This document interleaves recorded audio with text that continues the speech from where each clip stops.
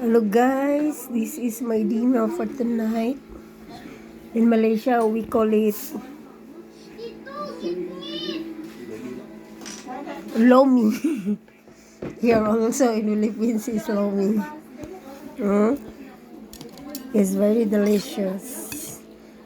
Luto to ng anak ko. Ito lang yung dinner ko, no rice.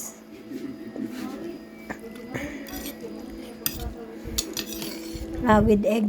I think she put egg. May egg siya. Lomi.